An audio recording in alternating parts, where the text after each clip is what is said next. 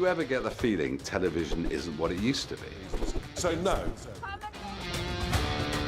Brexit means Brexit. We had to take a compulsory course called Combat Propaganda. Boris Johnson once declared that his life's ambition was to be king of the world. Does Yevgeny Lebedev have any connection with the Russian spy machine?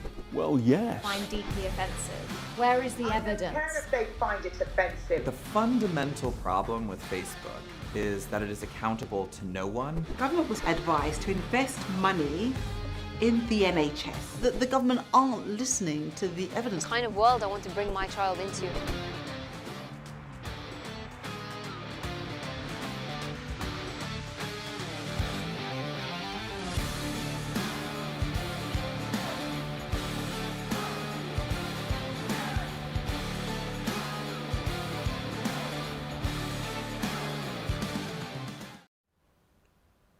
Good evening, it's Science and Politics again, every Thursday evening at 8 p.m, when we have a fun little get-together and talk about what's happening in the world of politics and science right now. So if you've been here before, you know the format. We go through various stories, then we have a little break, then we have a Q&A session. This time, the stories are going to be about TikTok. TikTok is a new political engine, a new political environment. Who's doing well on it? What are the ideas that are mixing up there? And then, of course, we're going to talk about the budget. Rishi Sunak and all of his glitzy promotion of the budget, but what does the budget actually mean? So on the TikTok part, I'll be talking with Toby Preston, who's from Sheffield, where we were filming today, so we've got a little piece on that. And then he is here in the studio with us. And then, for talking about the budget, we have the economist, Grace Blakely, to sit down here with us in the studio and talk about that.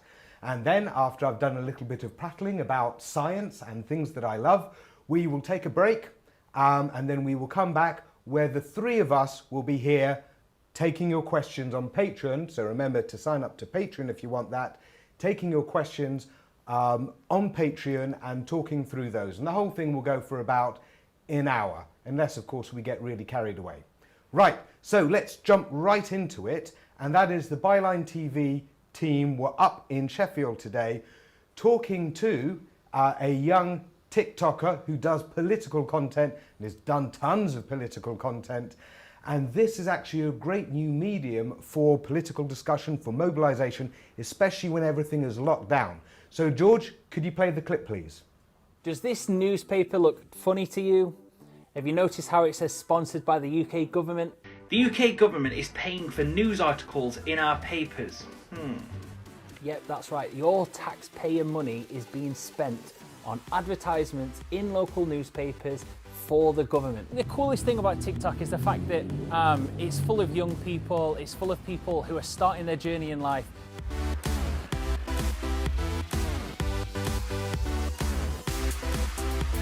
And they're getting involved and they're having a lot of fun with it. They're making videos that are tailored to TikTok, that are funny, that are engaging, that people are having conversations about. During the Leave campaign, many lies were told. On this giant list of lies, the scientists told him to lock up in October and he didn't till December.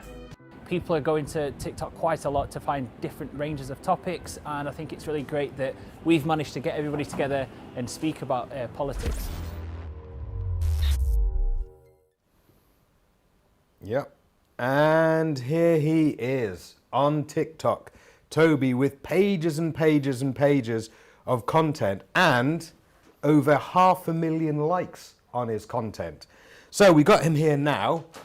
Toby, what are you playing at, son, with all of this TikTok stuff? Wasn't this meant to be for girls dancing around in their bedrooms? It definitely did start off with girls dancing around in their bedrooms, lip-syncing videos about music. I think the big change in TikTok is that it's become a legitimate platform for content now. Yeah. The biggest change I can think of was the Black Lives Matter movement and how it was being filmed instantaneously on people's devices and was being spread across the platform. And then from there, everybody's kind of taken to it to make cooking videos, to make educational videos about science, to make videos about politics, and so on and so forth. I've interjected myself in there during quarantine as I was isolated for 2 weeks, and I'm trying to get as many people involved in politics, talking about politics off the app, to get as many people interested in what's right and what's wrong. So I've been on TikTok for like over a year now, and my intentions were to put out content, but I do it at the end of the evening. Well, at the end of the evening, I go onto TikTok, and then I just find myself ages just scrolling through all the content. And it did start off with a few interesting things and lots of trivia stuff, but now, like you were saying, there's so much good science stuff, like all the pop science stuff, and magic tricks galore, and everyone who knows everything about stock markets and cryptocurrency, because everyone knows about that since GameStop. And anything that you could care about, you know, it's all there. You know, for the martial artists, hundreds of ridiculous takedowns if you're approached by a knife, but also the political content is really, really flaring up. And I mean, I came across you and I've been following your stuff, and it's really good fun. So guys, if you're on TikTok, find Toby Presson and follow him. And your content, I've got to say, could probably be best summarised by Brexit bashing and Tory bashing, and doing it with humour and, of course, within a minute. So, so questions for you then. Why do you think that politics is flaring up on TikTok in particular? Or do you think it's everything? And then people just find their niche? I think it's everything, but I also think that politics has its place at the minute at the front of people's minds. So you've got to think that what's but on the... why not politics on Instagram, right? Because people have tried to make Instagram, you know, do political posts there, and it doesn't really catch on in the same way. Yeah, not really sure. I think, you know, with Instagram, it's a lot more of like the perfect life, isn't it?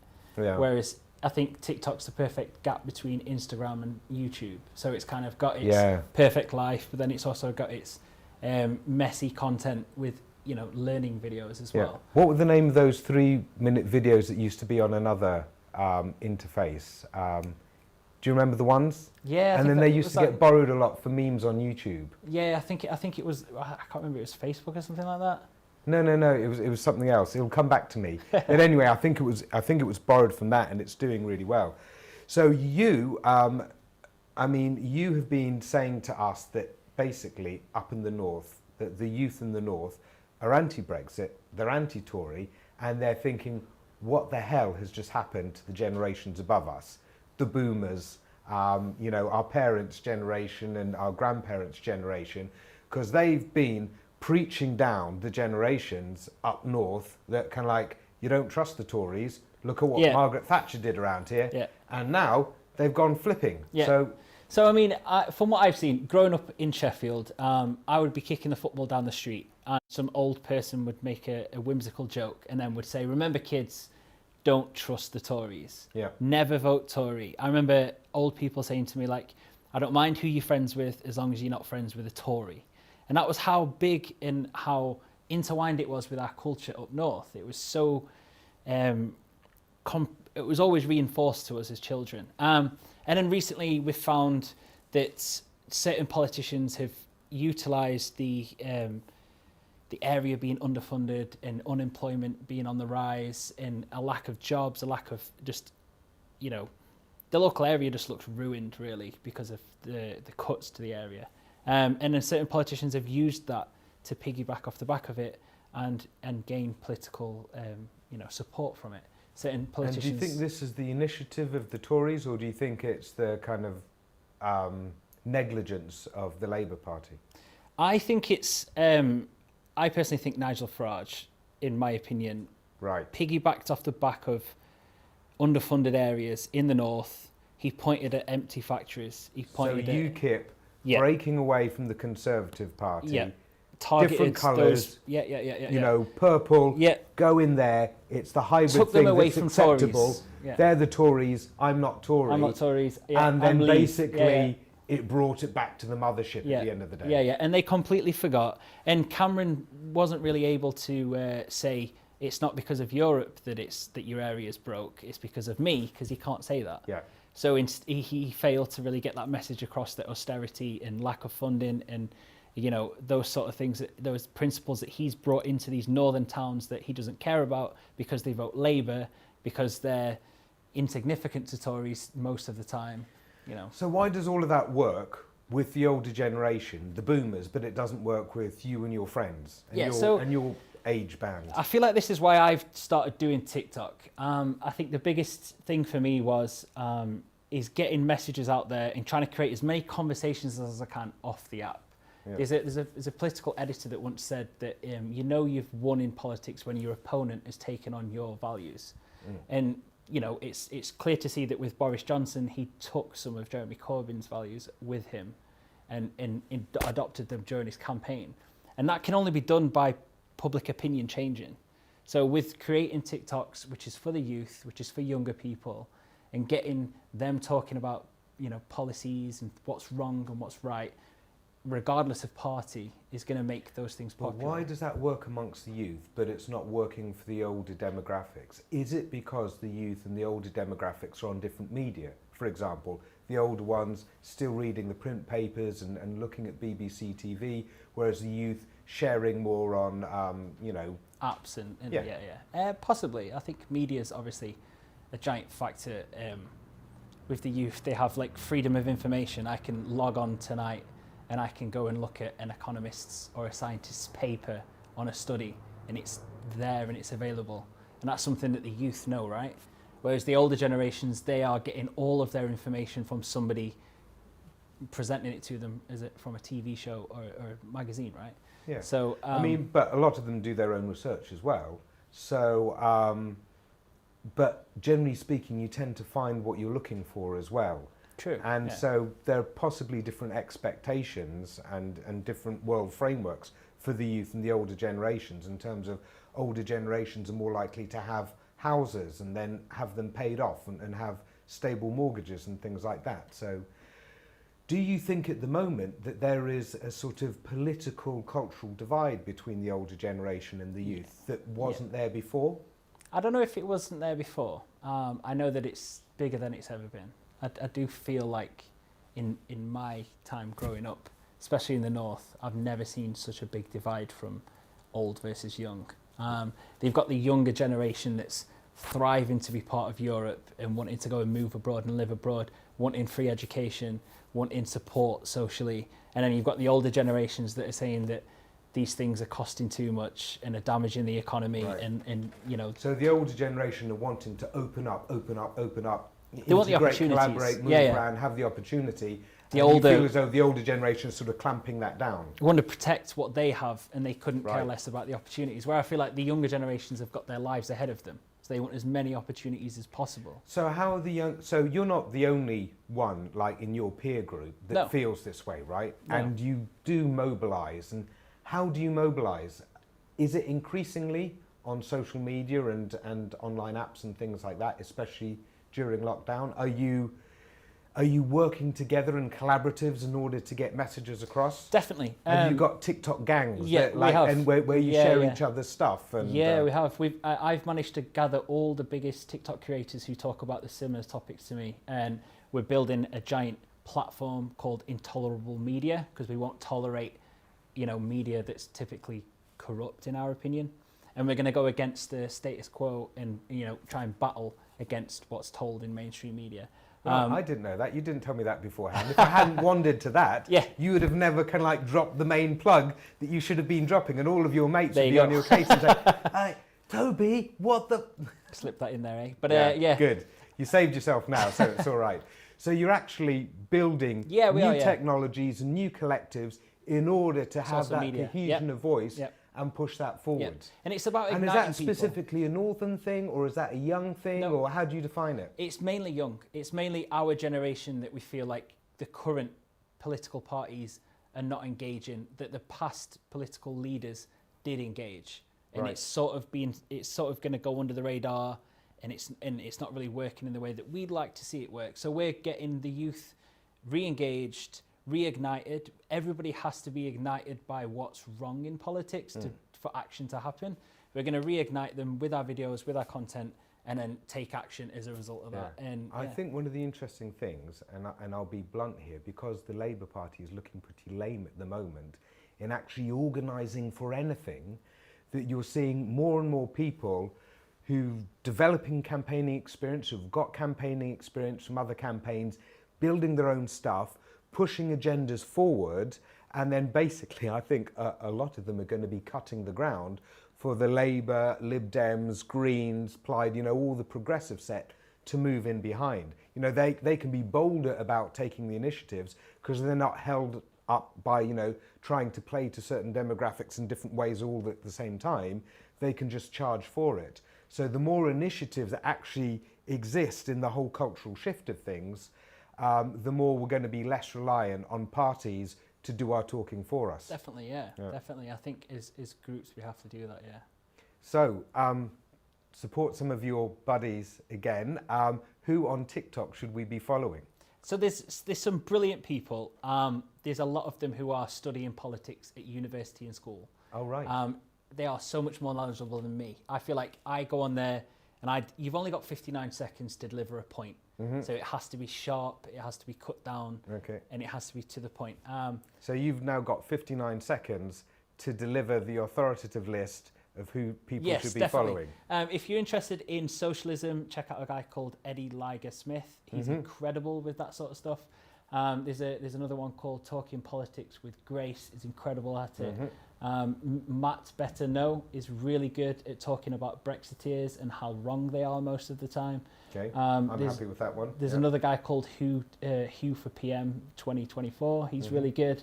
And obviously he's nominating himself for PM already. Yeah. So he's ambitious and bold. Yeah, he's I going like straight those for it. styles. Yeah. Some of these are actually involved in political parties and are already hoping to become councillors or hoping to become Labour members in the future. Right, so that's interesting. So you can be really supporting people at a grassroots level.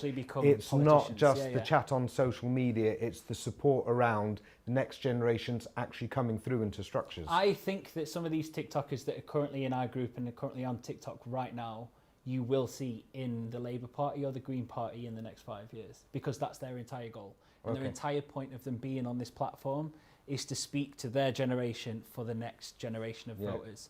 And I think these people are trying to get as many people engaged in it and talking about politics. Like I say, because if you make it popular, politicians have to listen no matter what side of the group they're on. They could be left, they could be right. They have to listen. They're advancing themselves and their issues making at the it same popular time. at the same time as they go they're up. moving through doing it on their own terms. Yeah. That's fascinating. Thanks ever so much for coming down, Toby, and stick around for the Q&A chat at the end when we'll kick back and have more chat. Great stuff. Brilliant. Thanks. Bob. Right. Stay there for the moment, and so that you don't cross the camera, and I'll tell you when you may depart from your chair. Right. Let us move on now to the budget, and the budget. Well, that's been interesting, hasn't it? Because it's not just your usual cut and dry budget this time, is it? You've got the whole presentation of Rishi Sunak, the character, bigged up by himself in his own puff piece video, produced by himself, presumably from taxpayer money, where he's seen twirling around with the red box like a Disney princess, looking at his own career and life so far in a celebratory way, all of us to get ready for the goodness that he is going to bring upon the nation.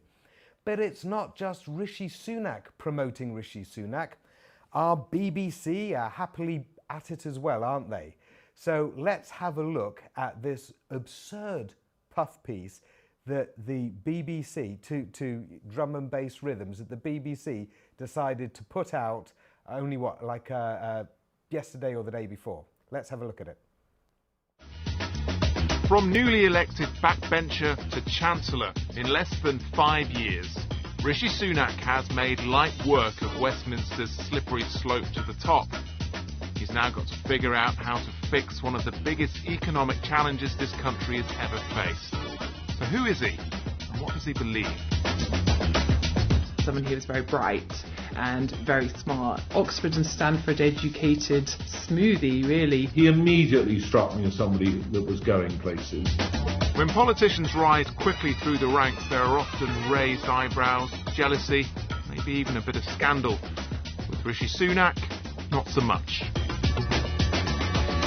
It's really quite boring as a journalist if you try and write a profile on Rishi Sunak, because you call around lots of MPs and people who've worked with him to try and get the dirt, and everyone just tells you how lovely he is. I think because of the speed of Rishi Sunak's rise, he hasn't really picked up any enemies yet.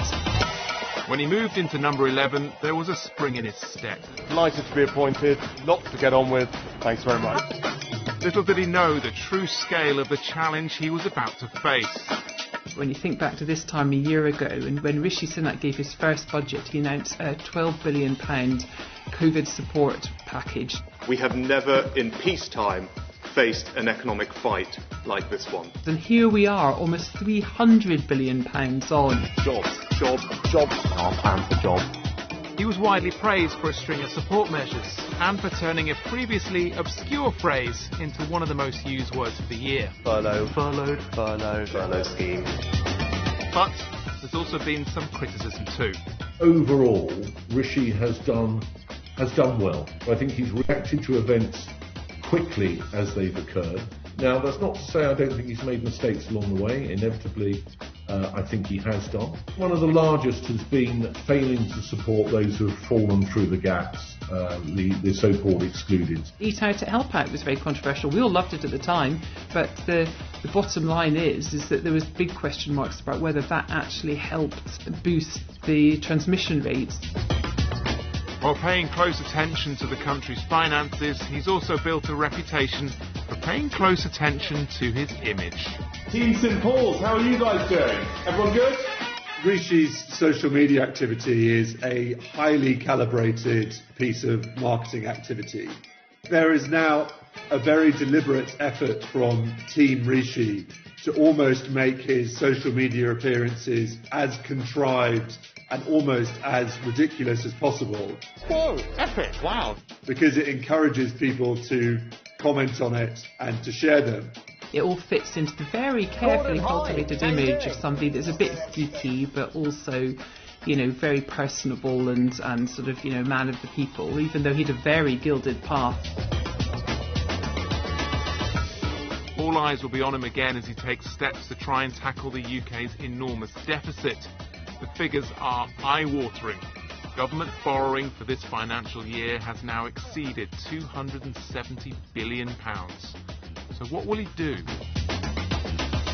To me, Rishi Sunak stands for... I think Rishi Sunak stands for traditional low-tax Tory, compassionate conservatism, but also fiscal conservatism. I have always believed in low taxes as a spur to economic growth. Now is not the time for tax rises. There will be a time probably for those, but not now, because we don't want to choke off economic growth that we expect to see in the coming months ahead. In this manifesto. But will he dare go as far as breaking the Conservatives' manifesto promise to not raise national insurance, VAT or income tax? I think the Conservatives will be very careful about breaking their fiscal pledges from the manifesto, but nothing's off the table now. But will Rishi Sunak stick around in the Treasury to oversee these measures, or does he already have his eyes on his next move? Do you think that he sees himself as someone who could be a number 10? I mean, almost certainly, but he's going to have to wait and see what the Prime Minister wants to do. Boris Johnson, to me, doesn't look like he's going anywhere very soon. The track record of Chancellors becoming Prime Minister shows how hard it can be, and he's got some very difficult spending decisions to get through before he'd be anywhere in the place to even move. Do you think he wants to be Prime Minister? I think all politicians want to be Prime Minister, whether or not they admit it or not.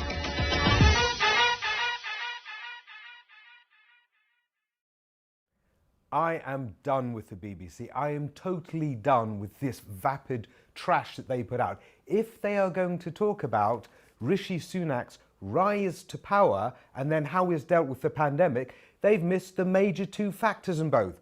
Firstly, his rise to power was because Sajid Javid refused to continue his job if he was going to be under the thumb of Boris Johnson and Dominic Cummings. Whereas Rishi Sunak said, yeah, I'll take that, when Sajid Javid walked away. That's how he got his job. If we're going to talk about how Rishi Sunak is handling this pandemic, then it is widely known, it's all available there by the OBR and others, that the UK economy is the worst hit of all the major economies. That's not particularly impressive, is it, BBC, to not mention these fundamental facts? But it's not the first time that the BBC have indulged in this with Rishi Sunak.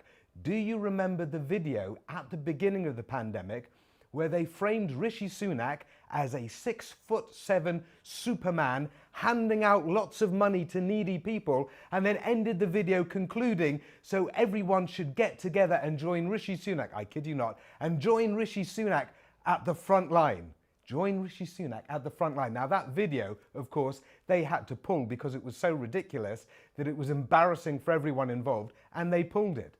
But let us talk about the real story here with Rishi Sunak, because he is being promoted so much at the moment, even for Prime Minister, as that BBC piece overtly had it. Rishi Sunak is one of the bankers that got away with it in 2008. It was him and a gang of others whose aggressive tactics brought down the Royal Bank of Scotland, costing the public purse some 45 billion. And that, with other factors, had knock-on effects to the whole recession that we then suffered. Rishi Sunak didn't suffer from this at all. He made many millions from it, being part of that team, then left that environment, so got no burn from it when lots of others were suffering. He went into politics, where he became an avid advocate of Brexit, which has cost us to date around 200 billion and is seeing businesses go bust all over the place. And then he got into the position of Chancellor by the route that I mentioned before, which was he was prepared to do things that Sajid Javid showed principle about. He was not prepared to be under Dominic Cummings' thumb, so Sajid Javid walked away and Rishi Sunak took it up. And then during the pandemic, how well has he handled it? Well, his Eat Out to Help Out scheme has been attributed to 8 to 17% of increases in coronavirus, according to the author of one academic paper. So rather than just helping out the hospitality industry, he decided to help out the hospitality industry to help out coronavirus, right at a time when we needed elimination. Also, in his furlough scheme, which is largely copied from other European countries that went before, he neglected to include about 3 million people, self-employed and small businesses, that have been screaming at him during all this time.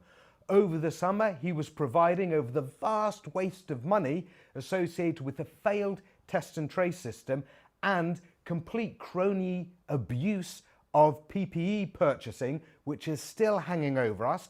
And then as we get into the autumn, this is the guy that decided to try and stop an early lockdown in September, and even held a summit with the Prime Minister and those advocating the Great Barrington Declaration. And the cost in terms of lives, the cost in terms of damage to health and long COVID, and also the economy in itself, knocks on from that, and we're still suffering it today. So not to include any of that is ridiculous. And this is why I say I am done with the BBC, because its analyses are superficial and vapid. And if you want to support something that's a bit more fun and a bit more real and in-depth, you should be with Byline TV. You should sign up to that Patreon. Not everyone is going to come across it, but as long as there's a small population of people in this country having down-to-earth and sensible conversations about what's really going on, then there is a small degree of salvation going on here. So, that's me. I'm done with the BBC. BBC, get ye in the bin. Get ye nuked from space. Thank you very much. Now let's talk about the budget. So, the budget has now been dropped, and the budget is rather popular so far. The main lessons from it, or the main moves from it, are firstly freezing taxes for the moment, no change, no movement for the moment, but then corporation tax is going to pick up in a couple of years' time. At the moment, there's still lots of support for businesses, loans galore everywhere. If you need it, it will be provided. And there's some history there too, with some of those not being able to be paid back, but we won't go into that. Furlough will be extended in order to buffer people getting back to normal. There is a gimmick with contactless cards being increased to £100 limit. An interesting one that we need to go into is loans for mortgages, or sorry, just straight up mortgages. It's going to be a 5% deposit for mortgages up to the £600,000 mark, meaning that if you've got 25 grand, you can get a house worth £500,000. How responsible is that? what's that going to do to the housing market? And so, to talk through all of this with me, because I'm not an economist, I have with me Grace Blakely, who is an economist, and she is the author of the book Stolen, and she is also the author of a recent book called The Coronavirus Crash, which is here. It's this one, right? All about the effects of the coronavirus pandemic on the economy and what's going to happen next. And I'm using this glove so that I don't get radiation burns.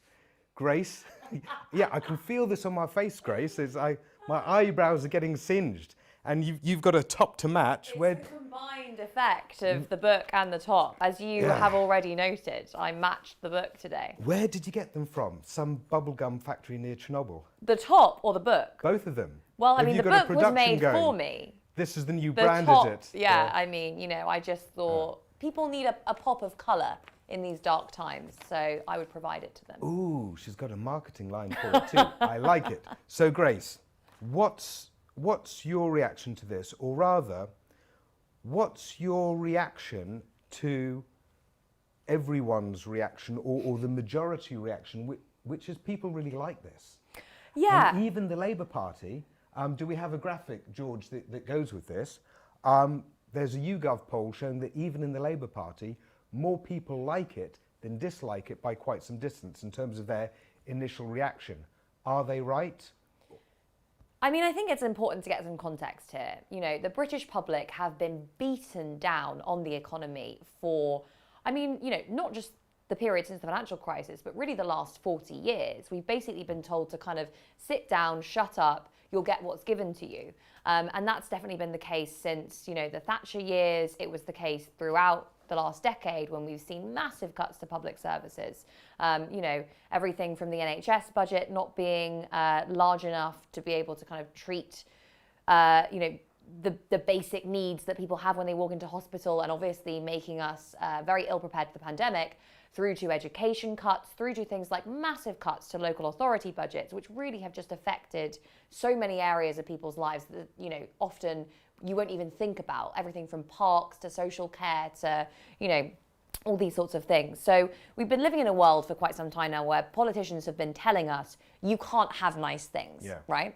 And so suddenly, you know, after so many years of being told that line, of it being drilled into people's heads, you know, the government has to make sure, the government is like a household. Thatcher loved this idea.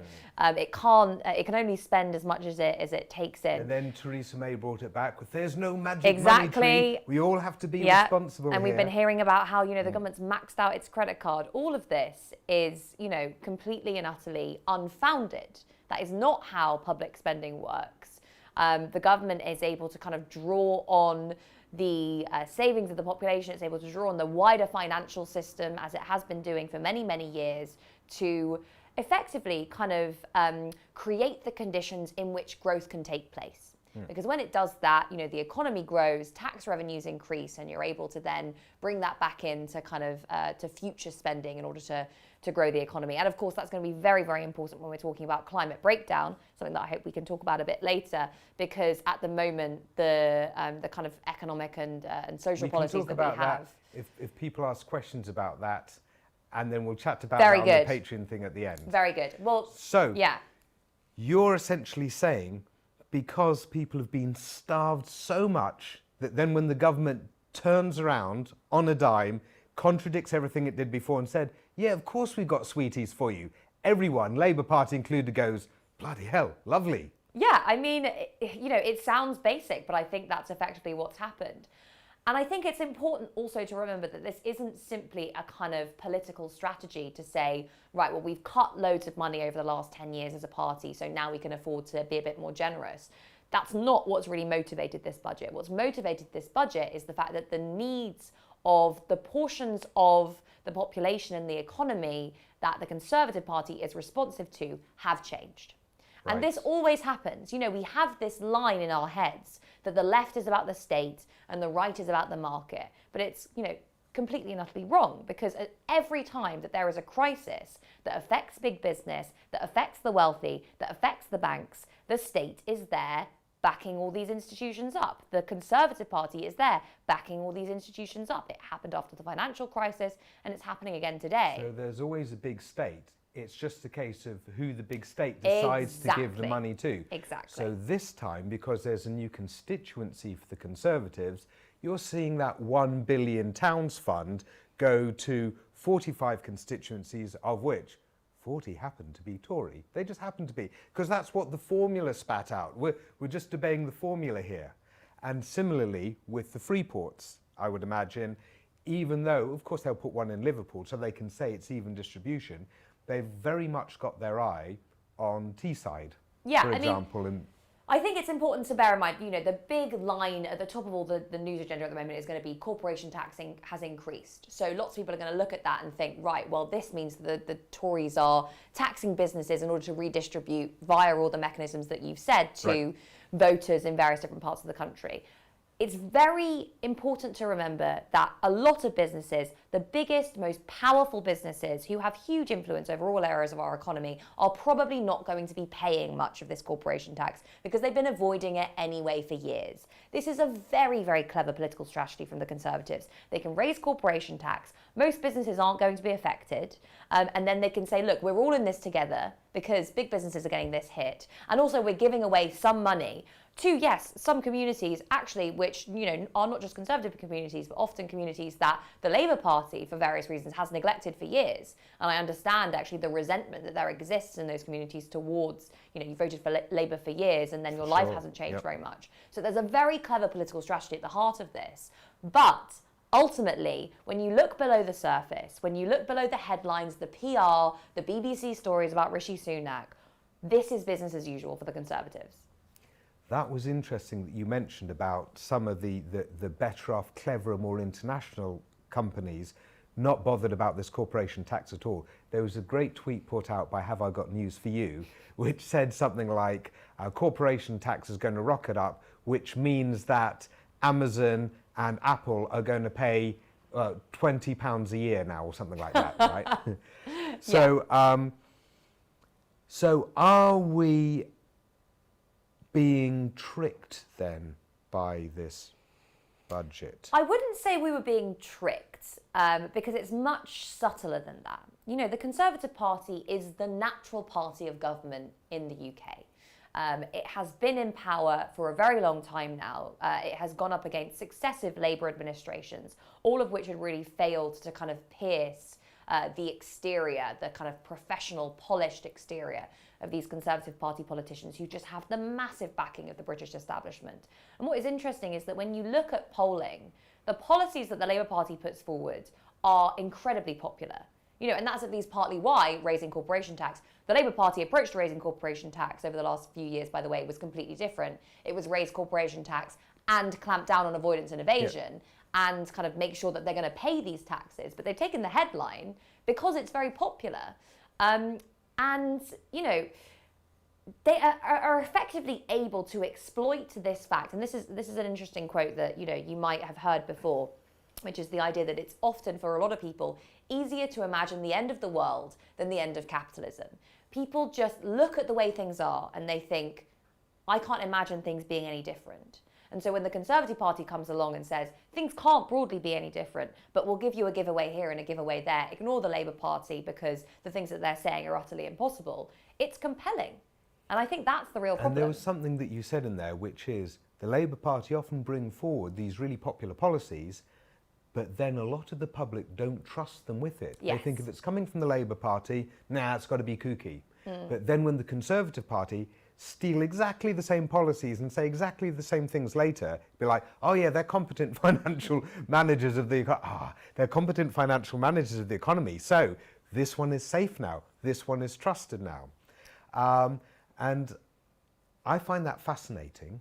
And that's the thing that the Labour Party haven't really pierced, which is that deep in the English psyche, this conception, and to a degree Welsh, but mainly it's the English thing, isn't it? I'm half Welsh, so I can maybe speak to both.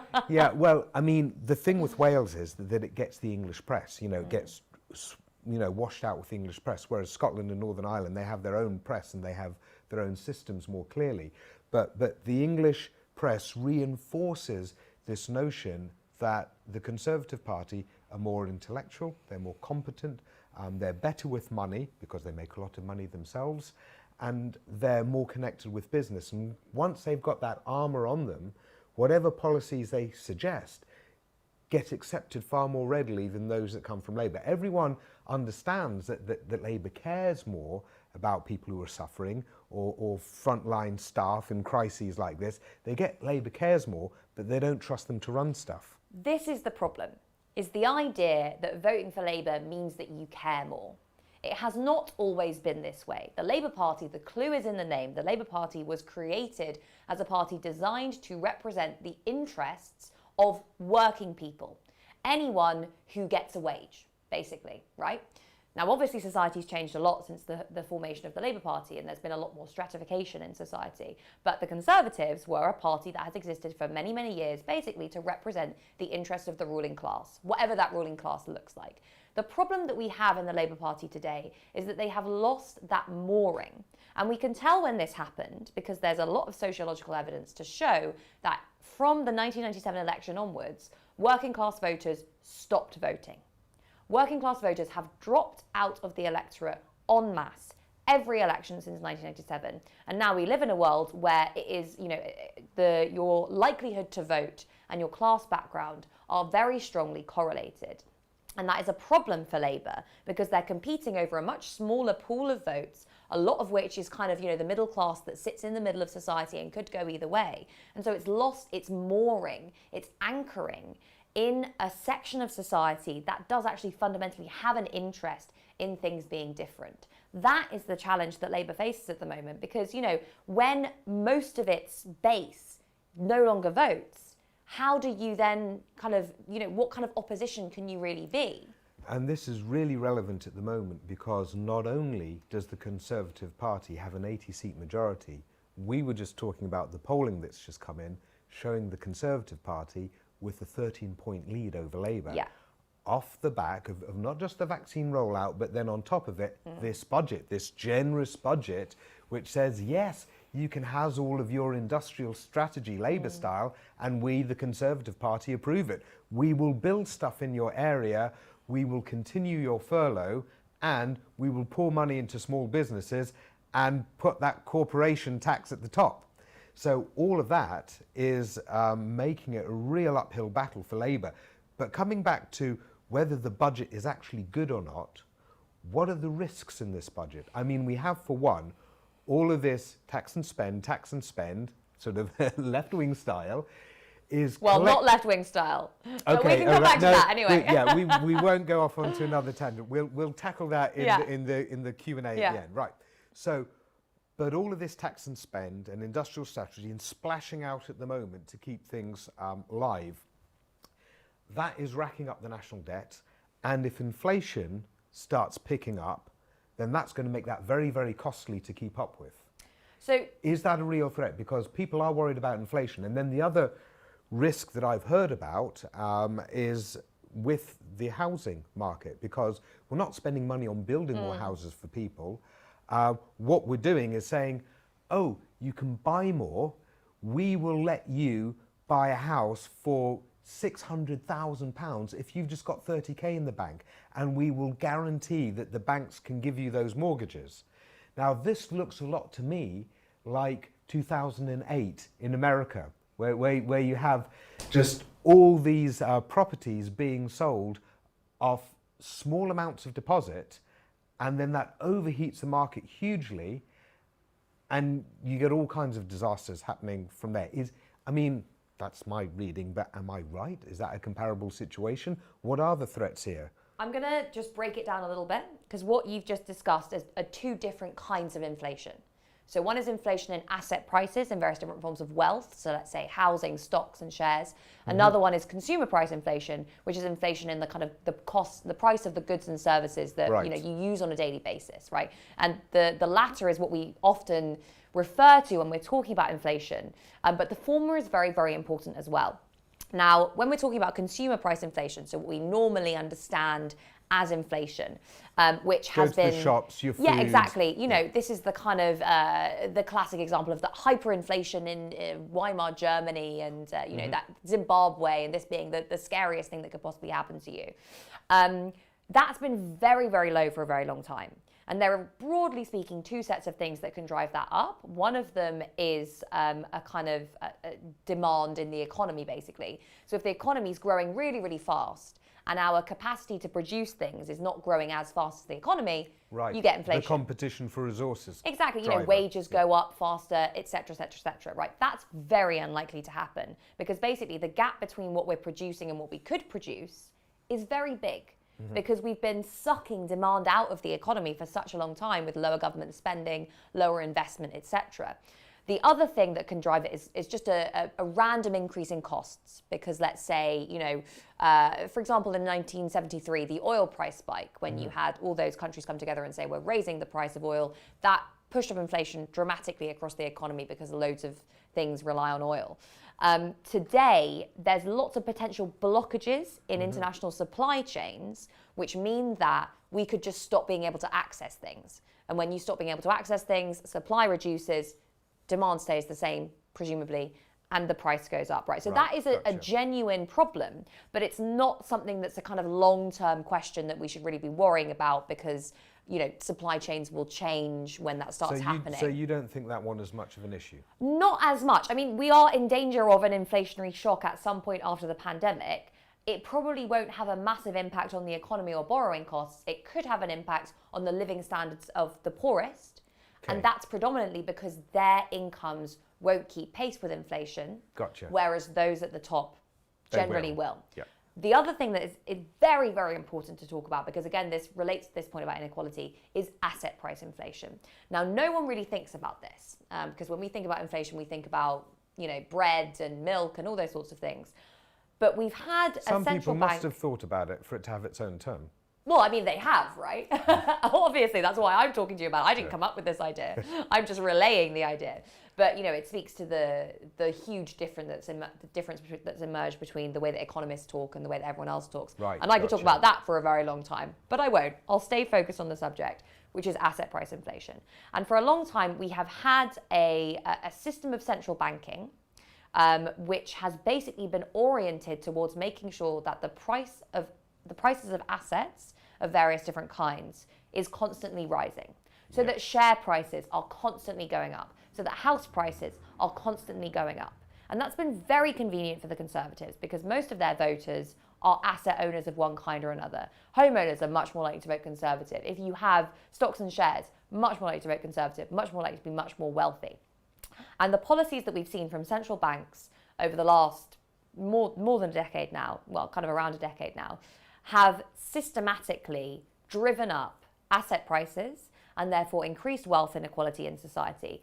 This set of policies, again, which is something that we have seen really since Margaret Thatcher. I was just going to say Margaret Thatcher and the ownership, the property ownership, that actually really caught the passions of lots of working class people, who then, moving from being, you know, communal, everything is shared minded, to be thinking, what can I own? What can I build on? What can become my castle too, so that I'm like those that have, I'm one of the haves. And so you think this policy probably then does two things. It encourages people to move from being sort of like renters to owners, even if they don't have much in the bank, and thereby it's the government, the Conservative government, what facilitated them to do it. But it will also push up house prices, so everyone will say, whoa, we're coming back, this is bouncing up. It's looking great, thanks Rishi, I'm suddenly richer. Exactly. And this is what... But what are the dangers in that?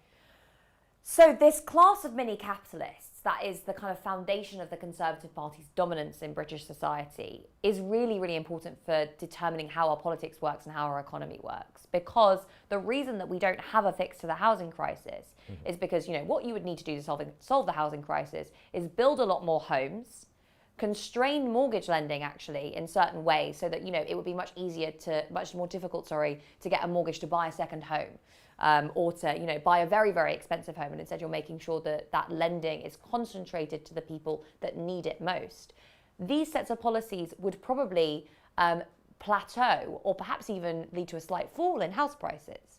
Now, why does that become very difficult? Because that core conservative voting base who own their own homes, and let's not forget that the housing market is very closely linked to financial markets, to stock markets, so that could potentially have a knock-on effect there, they'd see their wealth decrease. And when those people see their wealth decrease, they say, as you were just saying, these guys aren't looking after my interests. When they see it go up, they say, these guys are looking after my interests. And yet, no one is thinking about the vast portion of society, young people, people perhaps, who've had to take out huge mortgages just to be able to get on the property ladder. No one's thinking about what impact this is having on them. And those are the people who are being most kind of screwed over, really, by this systematic promotion of house price inflation in the British economy. So you think this is stocking up trouble for further down the line? It always does, and we've seen just an incredible increase in house prices in the UK. It's partly been since 2008, but the longer trend is just a huge upward diagonal line from 1980, basically, which is when all of this stuff was deregulated. Himself has said that this budget and what we're doing now will take governments after this one and decades into the future in order to pay off, in order to settle. And it's said that up front to be kind of like open and cool, but that's actually the sides of it. And what you're saying as well is it's not just the debt that needs to be paid off, but actually some of the inflation, asset inflation that it will cause is going to collect all of that trouble for future generations to face. Well, the question is, whose debt?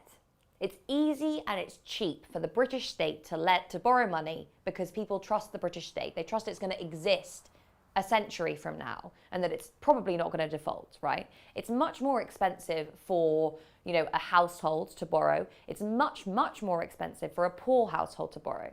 And when you say, as the state, we're cutting back on our borrowing, what you're effectively saying is for the economy to carry on motoring along as it is, that burden of borrowing is going to be shifted to other groups, right? Yep. So it's households that have to borrow more. It's businesses and corporations that have to borrow more. And that's a crisis waiting in the wings is corporate borrowing as well. So, this whole thing of we're going to have to pay back the debt. Someone's going to have to pay back the debt. The question is it the whole of society as taxpayers with the wealthy paying more? Or is it the poorest and worst off people in society who are basically having to take out loans at 50% interest to make ends meet? So two more issues that I want to cover here is firstly about the banks and the wealthy. Are they pulling their weight? Are they investing where they should in order to help the poor rest of us out? Because I was seeing that the government itself is kind of getting a little bit agitated at the moment about the hospitality industry and our high streets and them needing money in order to be able to come back in full force so that we can go back to the status quo, which is what they want, and the banks aren't lending the money. And this reminds me of 2008, the crash, where the banks were bailed out nicely and then they didn't loan on themselves. They were just like, oh, we need this money, and then they just feathered their own nests and kind of like sat there as things went down. Yeah. Are we in danger of some of this happening again, that you cannot actually force the banks very easily to go and make the loans? Or is the government going to try and guarantee it, thereby putting more business costs on the public back? The problem here is that we have a disparity between the way that finance and lending is treated and what it actually is. Right. Finance and lending is a public good, right? To do pretty much anything in society, whether that's develop a new drug that's going to cure a disease or build infrastructure that's going to, link up different parts of the country or create jobs or whatever, you need access to finance. And a lot of that is going to come from the banking system. And yet the banking system does its lending based on considerations of profit. The banks will lend when they are going to be able to make money from doing so. At the moment, it's quite difficult for them to make money because interest rates are so low. So what are they doing? On the one hand, they're charging very high interest rates to certain sections of the population. And on the other hand, they are continuously, as they were before the financial crisis, engaged in other forms of activity that will be more profitable for them, right? So we have basically a financial system that is not fit for purpose.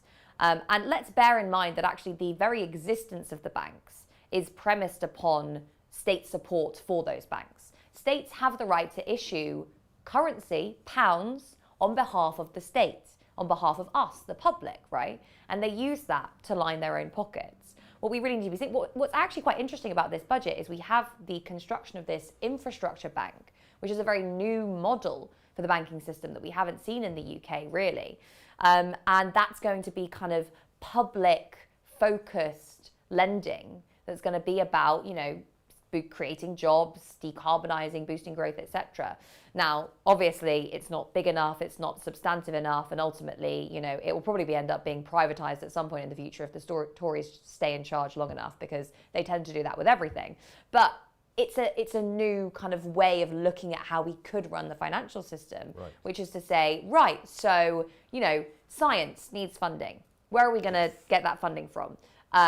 Infrastructure. We need to build new railways. We need to build green infrastructure for the future. Where are we going to get that funding from? We're going to use our power as a state that can create its own currency, that can borrow on financial markets to make sure that the right places that need it get that funding, rather than just housing and other bankers, which is basically where most of the money that we create goes. Right, and I'm going to talk about that in a bit, actually, when we talk about the science and the new area and investing in that. But last question for you for the moment, before we have our Q&A at the end, and that is about our frontline NHS staff in particular. They have been hit hard during this pandemic. They were poorly equipped and short-staffed at the beginning of it. We even had retired doctors coming back in order to help out. And then we've seen, over 200 to 300 frontline staff die during this pandemic. Yeah. Others suffering from long COVID or taking long sick leaves because of the stress to deal with it.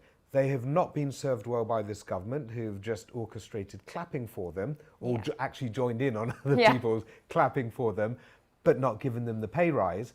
And then now in this budget, they're not getting the pay rise again. And in fact, Rishi Sunak has done a few clever tricks with their pensions. So the pension system, and Grace should try and explain this rather than me, has been complex and messy over the years since it all got shuffled around during the coalition government. Well, even before that, Well, over a long time, it's been chopping and changing. But when things happened in the coalition government, it was different systems for different age bands. And so there was age discrimination, and then new levels that got set on what was taxable and not were set high to tax the super rich, then dropped heavily. And so it's a complete mess.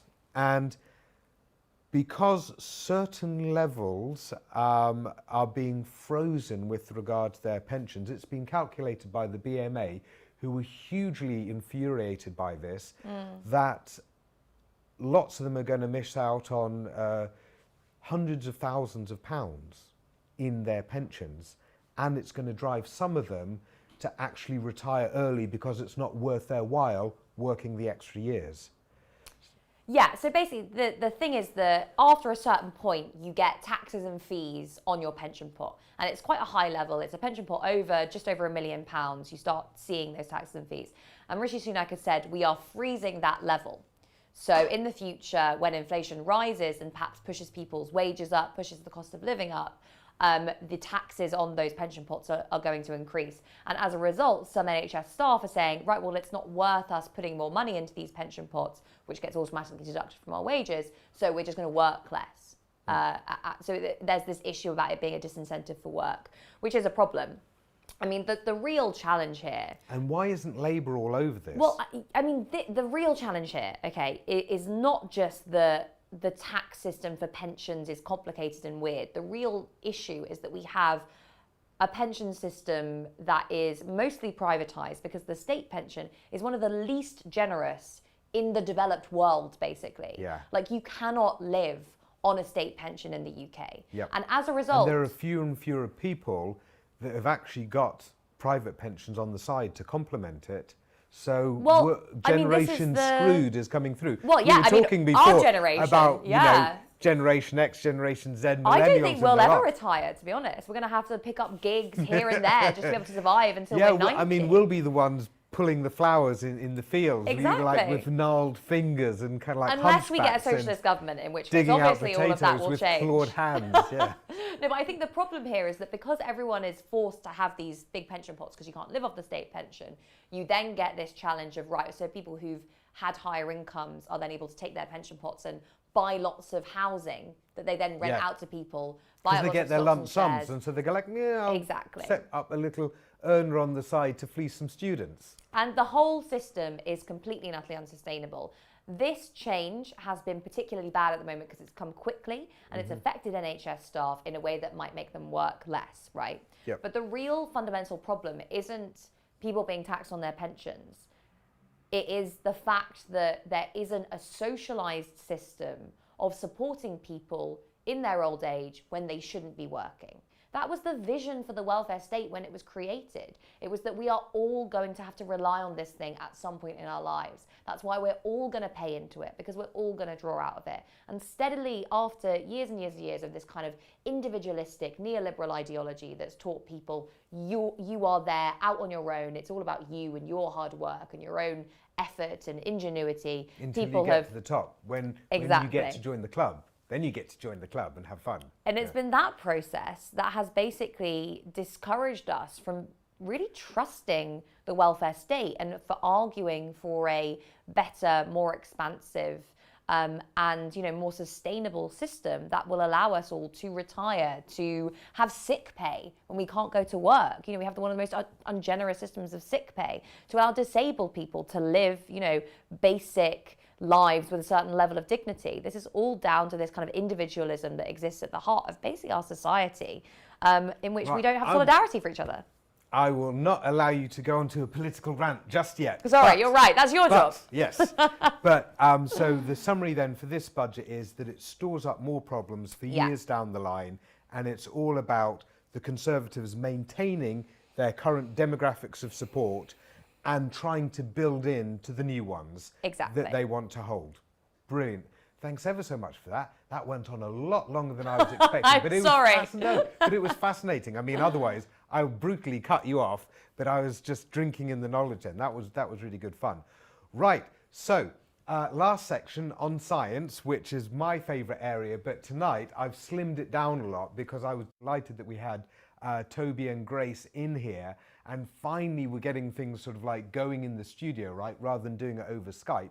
So I want to get as soon as possible to, when we're all kind of sitting here together and doing the three-way question and answer. But let's talk about two things. Last time we talked about ARIA, the new Advanced Research and Invention Agency. Yeah, that one always catches us out in science policy because we're used to talking about innovation. So the Advanced Research and Invention Agency, which is Dominic Cummings's baby that he conceived and put in the Tory manifesto in 2019, and it's meant to be the copy of DARPA from the States. And this thing, last week I said, great, but it doesn't fit the current funding framework because we got it into a one-stop shop with UKRI, UK Research and Innovation, so it's kind of sat on the side. Is it going to be under UKRI? No, it's doing its own thing, fine, but to whom is it accountable? And the thing that was worrying a lot of us last week is the fact that there was no commitments that ARIA would be subject to FOI rules so that we could see what was being funded, so that we could fully ask all of those questions. We thought it was dodgy as hell that it was the case that it was going to be exempt from that because, for example, issues to do with secrecy around commercial interests are already protected under standard FOI rules. So lots of people have been kicking off about that. And we were saying the problem here is that it could be used as a front for cronyism. You've got the slush fund of £800 million until 2024. We know that Dominic Cummings and his allies in government like investing in faculty AI, for example, that helped them during the Vote Leave campaign, or other allied company, or Public First is another one that they've been caught out supporting. What about if money from ARIA gets to go to them so that they can strengthen up, gain more insights, and then these companies come swinging back round in 2024 to help them model a whole simulated population of the UK for their general election campaign, for example. What's to stop that happening? And what we've seen yesterday is that there's new concerns with ARIA, which is that for the procurement or the funding of these projects, it's not going to be open competition. It's just going to be they will fund whatever they seem fit for their own reasons, and there will be nice secretiveness about it. And this is a danger now, and you're seeing other people now saying exactly what I was saying last week and what we were saying from Scientists for You, from my co-founder Rob Davidson, who wrote an article there. We're worried about the cronyism, we're worried about the corruption. Other people are saying that now. This is not how you do good science that the public can have trust and faith in. There's tons of dangers here. And the other thing, we'll end that there, the other thing that we want to finish on, just with a fun story, is just this evening there's a science story up on the BBC, is where I saw it first, about growing wood cells. So you know, growing meat and taking meat cells from you know, animals and then growing them up on Petri dishes, then making foods from them and getting the muscle fibers going and growing meat as a replacement. They're thinking about doing the same with wood. So there's a plant similar to a daisy whereby you can take cells out of that, you can grow it up in different shaped vessels, for example, into different shapes. You don't need sunlight for this, you're just growing the shells, and then you've got your supply of wood to be building and building and building, and you don't need to be out there cutting down trees. I think that sounds magical. I think that's really good fun. And for me, coming back to the meat thing, it might be a nice way to break in the meat idea. I'm vegetarian, right? Would I eat lab-grown meat? I would have before, but now that I'm vegetarian, I don't know if I would, because there are so many plant-based things that are actually really tasty now, which I really like. However, I'm dead keen to support this sort of grown meat replacement of how we're treating animals at the moment. Because it's not, you know, old MacDonald had a farm anymore, is it? I mean, it's not the idyllic pictures that you see on your little sort of egg crates or we tell our kids what farms are like. It's absolutely horror show stuff that are the subject of horror films if they were for humans, but we're doing this to animals all the time. So I think it's a fascinating area, and maybe in the Q&A in 15 minutes we can chat about that as well, because I want to know if Grace and Toby would eat lab-grown meat, and if they would buy sort of lab-grown furniture. So I think that's a fun idea that we should all be, you know, discussing more, because that's where things are going. So that's it for tonight, for the main show. For all of you that are watching freebie style, that's your lot. For those of you that want to see myself, Toby and Grace in a three-way discussion, then no giggling, then that is coming up in 15 minutes. We just have to arrange the furniture for it correctly, and then that is facilitated. So to watch that, to be part of that, you have to be on our Patreon, which means you've got 15 minutes now to go to Patreon/Byline TV, join the community, join the crew, and then we're starting again in 15 minutes. We'll have some drinks, we'll have some beers. You can throw any questions you like at us. You can even say who you'd like to direct the questions to, and then we'll answer those questions and have good fun doing it. So join us in 15 minutes on the Patreon. See you there. Thank you.